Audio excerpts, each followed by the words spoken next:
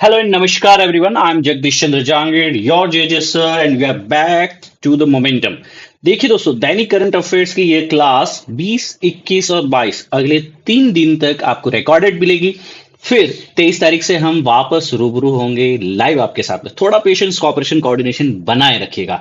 आइए आज की क्लास को शुरू करते हैं। और आज की क्लास में सबसे महत्वपूर्ण रहने वाला एक टॉपिक जिसमें हम बात करेंगे संविधान की अनुसूचियां, स्केड्यूल्स के बारे में। बहुत ही महत्वपूर्ण है, बच्चों को याद नहीं हो पाता है। इससे संबंधित हम कई महत्वपूर्ण जानकारी और तथ्य समझेंगे। फिर हम न्यूक्लियोसिंथेसिस क्या होता है और कैसे एलिमेंट्स, तत्व बनते हैं, उसकी भी जानकारी लेंगे। इंडिया में साउथ वेस्ट मानसून का आगमन हो चुका है और भारत की अर्थव्यवस्था के लिए हो, कृषि के लिए हो, बहुत ही शुभ संकेत। जानकारी लेंगे इसके बारे में। तत्पश्चात हम बात करेंगे दक्षिण भारत के कौंडी वाइल्ड लाइफ सेंचुरी, वन्यजीव अभ्यारण्य के बारे में। यहां पाई जाने वाली कुछ प्रजातियां अभी हाल ही में सुर्खियों में थी। उन प्रजातियों के अलावा स्थिति विशेष के ऊपर तमाम जो तथ्य, फैक्ट और कंसेप्ट जानकारी लेते हैं दोस्तों। इस क्लास की पीडीएफ आप डाउनलोड कर पाएंगे इस टेलीग्राम हैंडल से, बारकोड स्कैन करके भी आप ज्वाइन कर पाएंगे। और दोस्तों 2 जून को होने वाला है हमारा all India open prelims mock test for 2024 prelims, जहां जीएस और सीजेड के टेस्ट आप ऑनलाइन और ऑफलाइन माध्यम से दे पाएंगे। अगर आप ऑफलाइन देना चाहते हैं तो हमारे इन सेंटर्स पे जाके भी आप अटेम्प्ट कर पाएंगे दोस्तों। क्लास का इसको जो बुक करने का है, लिंक भी हमने वीडियो के डिस्क्रिप्शन में दे रखा है। Now moving to the explained session of the Indian Express. यहाँ पे दोस्तों बात कही जा रही है कि लद्दाख जो है वह छठी अनुसूची में शामिल होना चाहता है संविधान के। तो क्या होती है ये अनुसूचियां और ये छठी अनुसूची? इससे पहले कितनी अनुसूचियां हैं, इसके बाद में कितनी अनुसूचियां हैं, और अनुसूची का मतलब क्या है, स्केड्यूल का मतलब क्या है? आइए इसकी जानकारी लेते हैं। सबसे पहले तो मैं बताना चाहता हूं आपको बहुत ही बेसिक सा एक तथ्य।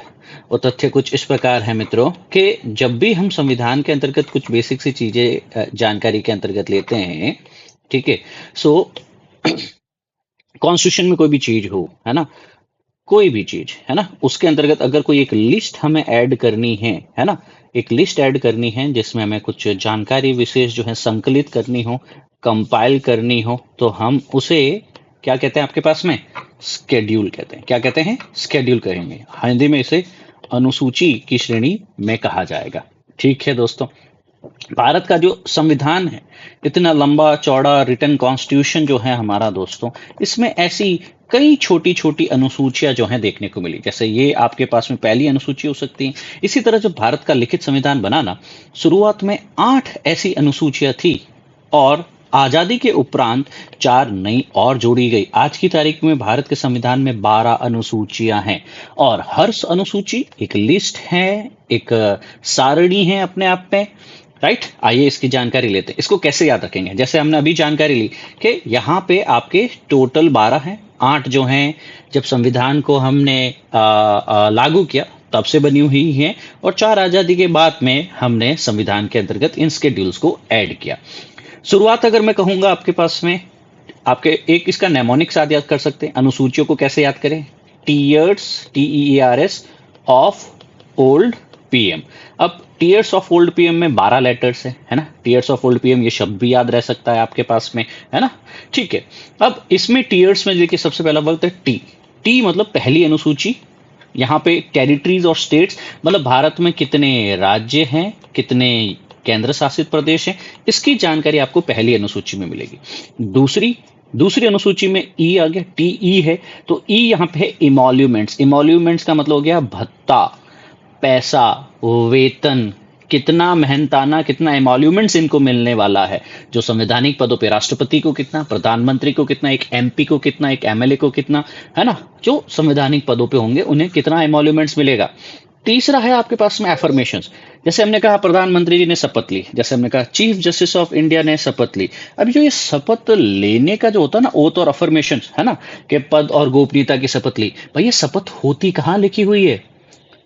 MP हैं, MLA हैं, हाई कोर्ट सुप्रीम कोर्ट के जजेस हैं, प्रधानमंत्री उनका मंत्रिपरिषद है, राष्ट्रपति उपराष्ट्रपति हैं, और भी काफी संवैधानिक पदों के ऊपर जो आसीन पदासीन अधिकारीगण हैं, वो जब अफर्मेशंस लेते हैं वो कहाँ लिखी होती हैं? आप लिखेंगे भारत के संविधान की 3री अनुसूची। यहाँ पे किसकी? अफर्मेशंस और ओथ्स की बात करेगी। 4थी अनुसूची, राज्यसभा में कितनी सीटें? हर राज्य से कुछ राज्यसभा MPs को हम इलेक्ट करके चुन करके उन्हें हम भेजते हैं आपके एक निर्वाचन प्रक्रिया के पश्चात उन्हें हम राज्यसभा भेजते हैं, राइट। अब जैसे राजस्थान में से कुछ सीटें रहेगी, यूपी से कुछ सीटें रहेगी, पूरे भारत में क्या इक्वल है? नहीं सर। राज्यसभा की सीटों को हमने जनसंख्या के प्रोपोर्शन में राज्यों में विभाजित कर रखा है।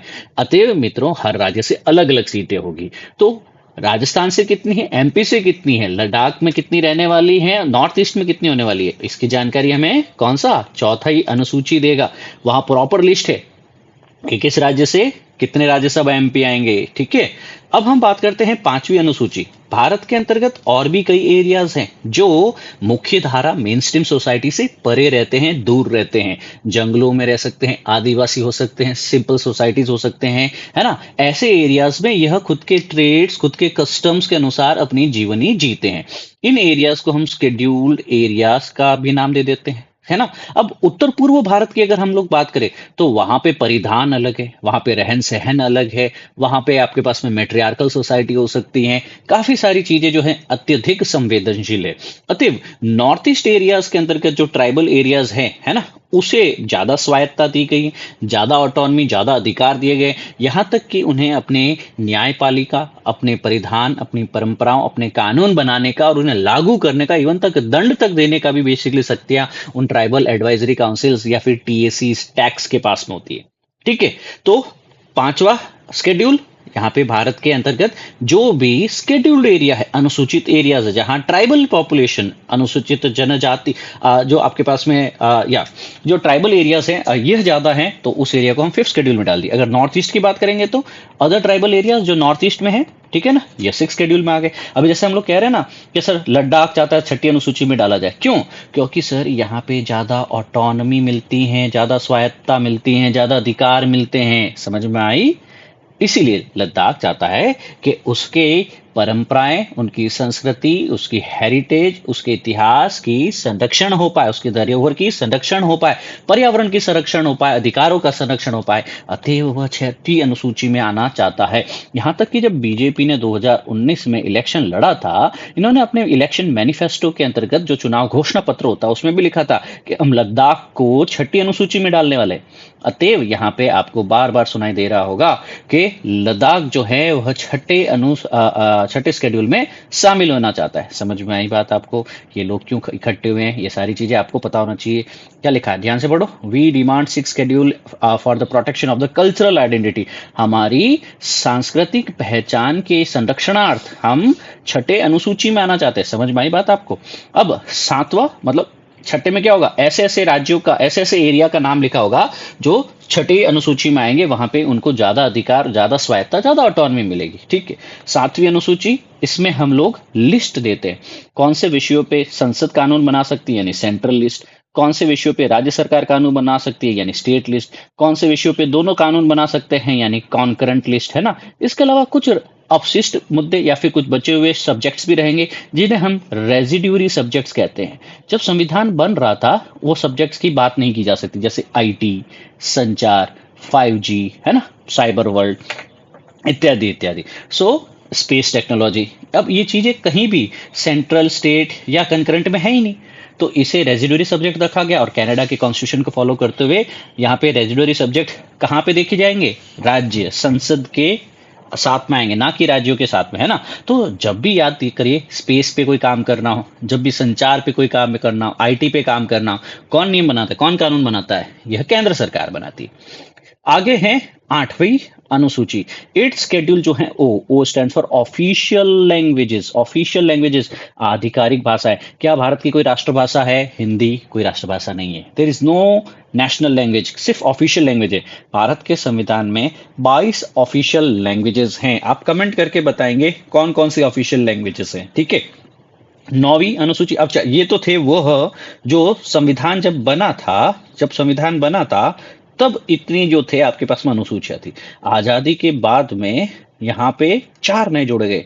नौवा लैंड रिफॉर्म, भूमि सुधार से रिलेटेड, या आपके पास में जिसको हम लोग कह सकते हैं कि लैंड एक्विजिशन हो गया, भूमि अधिग्रहण हो गया, लैंड सीलिंग हो गया, वो सारे के सारे जो भू राजस्व से संबंधित मुद्दे थे जिसमें आजादी के बाद में सुधार किया गया था, वो सारे मुद्दे यहाँ लिखे गए।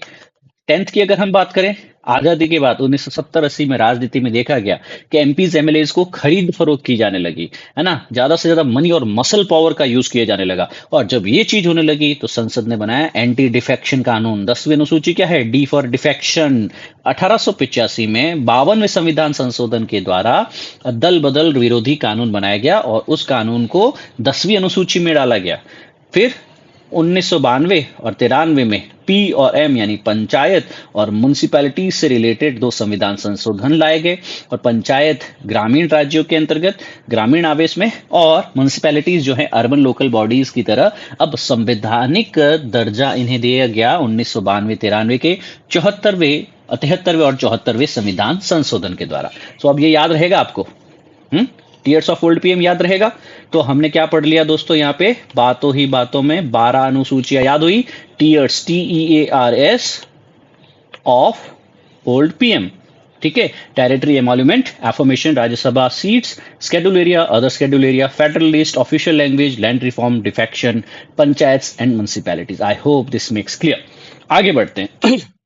अब बात की जाएगी न्यूक्लियोसिंथेसिस की। देखिए न्यूक्लियोसिंथेसिस क्या है जानना चाहेंगे, राइट।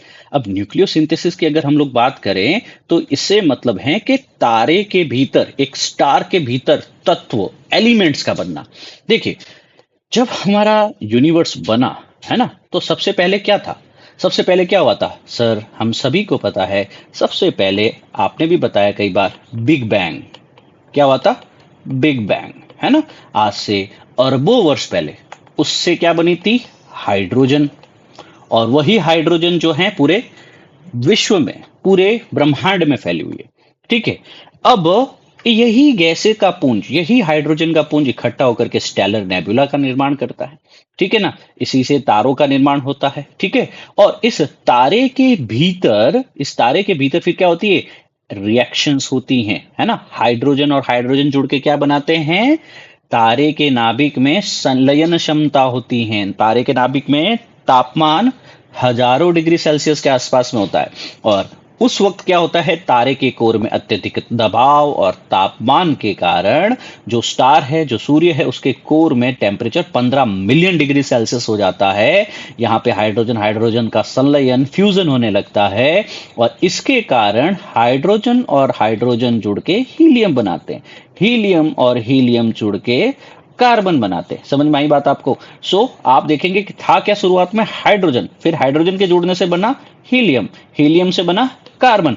और इसी तरह जो आपकी पीरियोडिक टेबल है, उसके अन्य अन्य एलिमेंट्स बनते हैं। अब समझ में आया आपको कि शुरुआत में तो सर सिर्फ हाइड्रोजन था और आज आप अपने चारों तरफ अन्य अन्य चीजें, अन्य अन्य एलिमेंट्स देख पाते हैं।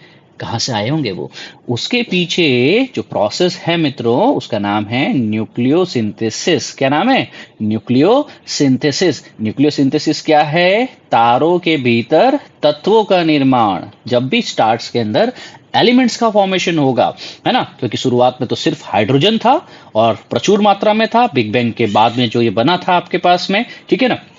तो न्यूक्लियोसिंथेसिस के पथ पे अगर तारा चलता रहेगा तो उसके अंदर कई सारे एलिमेंट्स बनते जाएंगे। नाइट्रोजन, कार्बन, ऑक्सीजन, चक्र चलता रहता है और नाभिकीय संलयन से अलग अलग तरीके से जो है यहाँ पे एलिमेंट्स बनते हैं, स्टार्स बनते हैं, प्लैनेट, सोलर सिस्टम्स, ठीक है।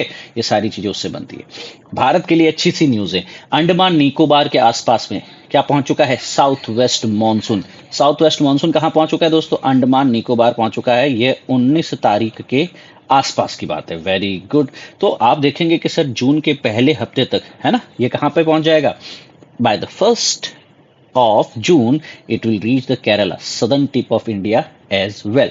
So अब अगले 1-2 हफ्ते में भारत में साउथ वेस्ट मानसून आने वाला है। देखिए मानसून क्या होता है, हम सभी को पता है, reversal of the trade winds, है ना। जो 6 महीने जो हैं भारत में क्या आता है? साउथ वेस्ट डायरेक्शन से मानसून आता है। और 6 महीने भारत में क्या रहता है दोस्तों? नॉर्थ ईस्ट डायरेक्शन से मानसून रहता है, ठीक है। और अब ऑनसेट होने वाला है भारत के केरला तक, आसपास में 31 मई तक ये मानसून पहुंचने वाला है। अच्छी बात है इंडिया के लिए तो। और ये सारा काम क्यों होता है? क्योंकि हमारी ITCZ जो है, इंटर ट्रॉपिकल कन्वर्जेंस जोन, वो लगभग इंडिया के नदर्न प्लेन्स पे होती है। और ट्रेड विंड्स जो हैं इसी को अट्रैक्ट होते हुए इंडियन सब कॉन्टिनेंट में साउथ वेस्ट डायरेक्शन से एंटर कर जाती हैं। यह याद रहेगा, बिल्कुल याद रहेगा सर। सो आईटीसीजेड कहाँ है हमारी, जो जनरली इक्वेटर के आसपास रहनी चाहिए।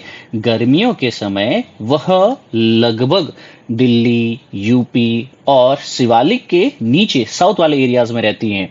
अतएव यहाँ पे आईटीसीजेड को ट्रैक करते हुए, लो प्रेशर निम्न दाब क्षेत्र को ट्रैक करते हुए सूर्य की कर्क रेखा के लंबवत जब सूर्य चमकने लगता है तो यहाँ पे दक्षिण पश्चिम से उत्तर पूर्व की दिशा में पवनें बहने लगती है। गर्म हिंद महासागर से ये हवाएं नमी उठाती हैं और भारत पे ले आती हैं।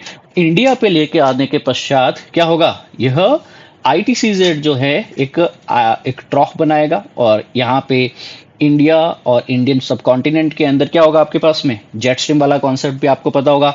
15 डिग्री नॉर्थ अक्षांश पे जो है स्थापित होगा और इसी पूर्वी जेट स्ट्रीम को भारत में मानसून के विस्फोट के लिए भी जिम्मेदार माना जाता है, क्योंकि जब तक ये जेट स्ट्रीम जो है आपके पास में 15 डिग्री अक्षांश के आसपास में है, तब तक यह आईटीसीजेड प्रबल नहीं हो पाएगा। जैसे ये jet stream, Somali jet stream जो है आपके पास में पश्चिमी जेट स्ट्रीम के क्षेत्र से हटती हैं, तभी यह स्थापित हो पाती हैं और पूर्वी जेट स्ट्रीम को भारत में मानसून के विस्फोट के लिए भी जिम्मेदार माना जाता है। तो ये सारे कारण समझ में आए। और जो मानसून आता है वो दो डायरेक्शन से, एक तो है अरब सागर ब्रांच और एक है बंगाल, बे ऑफ बंगाल ब्रांच, ठीक है ना।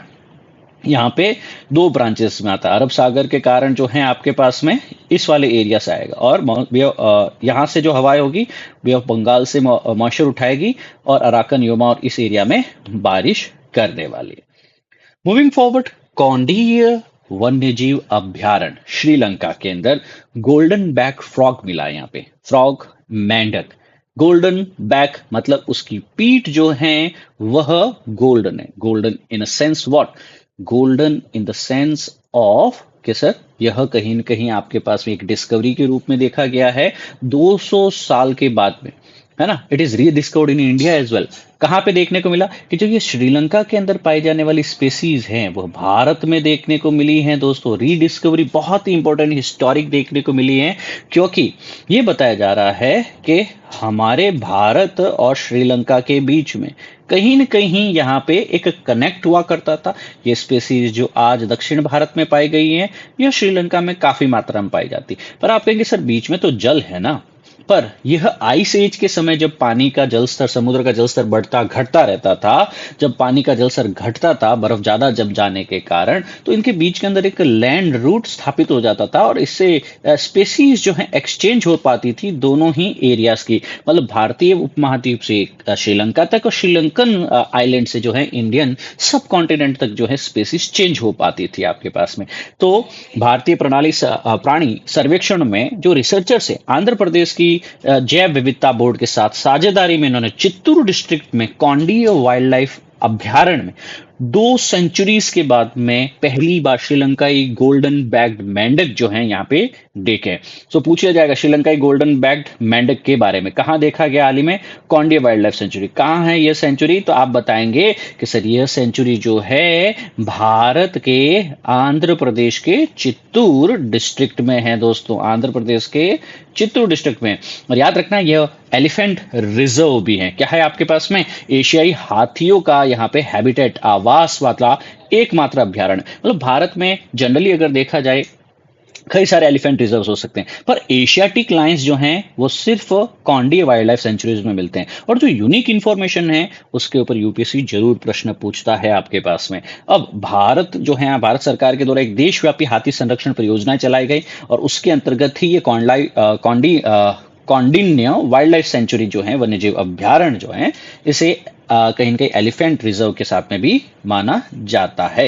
अभी यहाँ पे जो है यह ग्रेवन हॉर्स मेंढक या श्रीलंकाई लकड़ी मेंढक के रूप में भी इसको जाना जाता है। रानीडे फैमिली से बिलोंग करता है, ठीक है ना। अब कई लोग कहते हैं आपके पास में सर अगर ये श्रीलंका से बिलोंग करता है तो सर ये इंडिया कैसे पहुंच गया, ठीक है।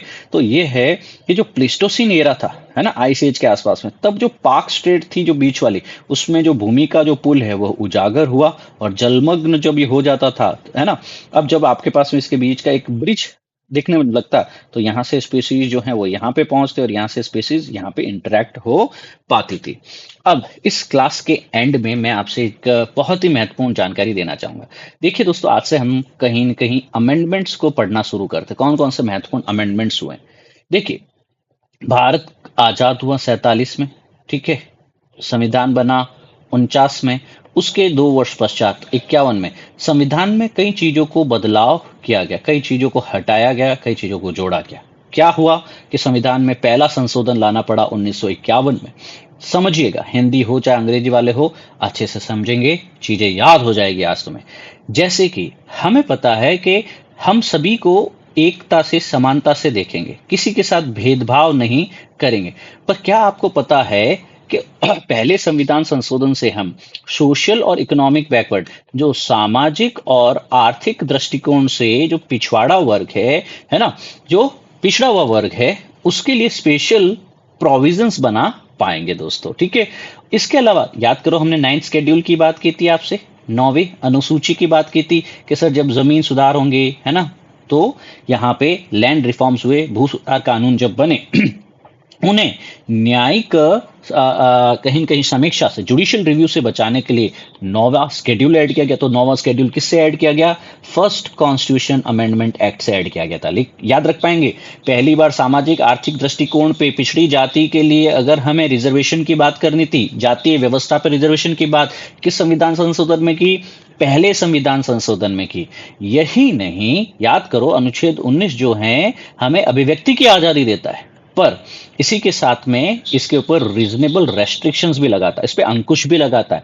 अब यह अंकुश कब लगाए गए थे? यह भी कहीं न कहीं पब्लिक ऑर्डर को ध्यान रखते हुए, फॉरेन और फ्रेंडली रिलेशन को मेंटेन करने के लिए यहाँ पे रीजनेबल रेस्ट्रिक्शंस लगाए गए, जो कि जस्टिफिएबल हैं प्रकृति के, मतलब कहीं न कहीं सुप्रीम कोर्ट, हाई कोर्ट में इनके विरुद्ध आवाज उठाई जा सकती है। जस्टिसएबल है, ठीक है।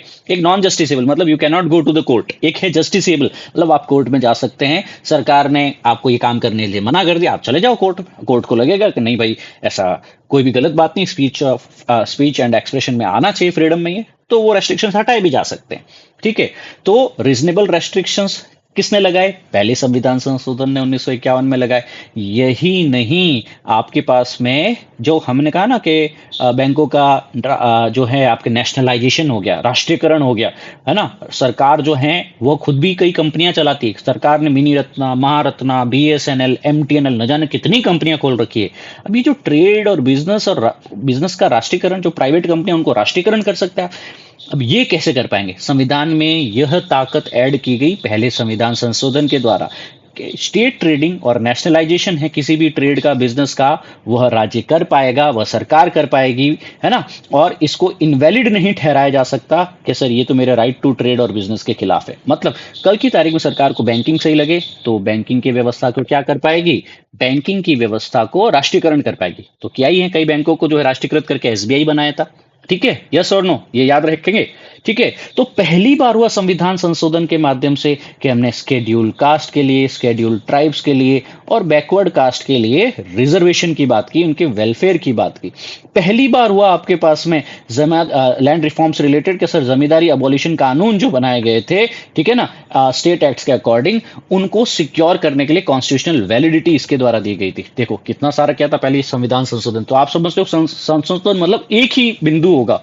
नहीं, जब संशोधन लाया जाता है उसमें कई अन्य अन्य आर्टिकल्स में चेंज किए जाते हैं। मतलब हमारा कॉन्स्टिट्यूशन एक किताब है, उसके पेज संख्या 1 हो, पेज संख्या 50 हो, पेज संख्या 225 हो, हमने कहीं पे भी कुछ चीजें हटा दी, कुछ चीजें जोड़ दी, और उन सारे चेंजेस को हमने कुल मिलाकर के एक बिल की संज्ञा दे दी, लोकसभा राज्यसभा से पास करवाया, राष्ट्रपति से हस्ताक्षर कराए, और तब वह बिल जो है, विधेयक जो है, वह कानून, वह कहीं कहीं एक एक्ट की संज्ञा लेता है। आई होप ये क्लियर हुआ होगा। पहला कॉन्स्टिट्यूशन अमेंडमेंट एक्ट अगर समझ में आया हो कमेंट करके बताना दोस्तों, and thank you for your cooperation, है ना। और मैंने ऑडियो को थोड़ा चेंज करने के लिए आज दूसरे ईयरफोन को चेक भी किया है, माइक्रोफोन को चेक किया है। आई होप ये बेहतर साउंड आएगा, और अगर ना आए तो माफ़ करिएगा। अंडरस्टैंडिंग पे ज़्यादा फोकस कीजिएगा। बस 2-3 दिन की और बात है, फिर हम सब, मैं भी उतना ही आतुर हूँ आप सभी से लाइव इंटरेक्ट करने के लिए जितना आप हैं, शायद उससे भी ज़्यादा। I see you again very soon. Thank you. जय हिंद, सर्वदा शक्तिशाली, and God bless you all.